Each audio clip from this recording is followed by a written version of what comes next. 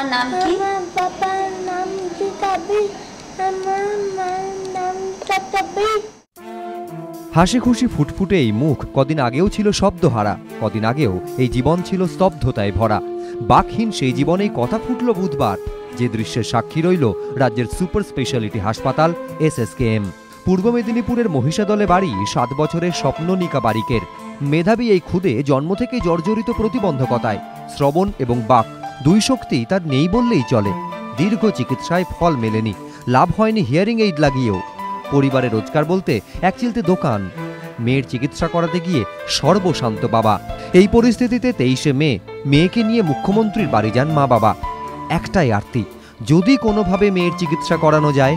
সব শুনে মমতা বন্দ্যোপাধ্যায় আশ্বাস দেন তিনি স্বপ্ননিকার চিকিৎসার খরচ দেবেন। এরপরই নির্দেশ যায় SSKM কর্তৃপক্ষের কাছে। হাসপাতালের ENT বিভাগের প্রধানের তত্ত্বাবধানে স্বপ্ননিকার কানে বসানো হয় এই যন্ত্র, যার নাম ককলিয়ার।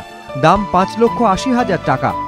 এর থেকে 2 ঘন্টা ধরে অপারেশন করলাম পোস্টেরিয়র টিম্প্যানোটমি করে, এবং সুন্দরভাবে হয়েছে।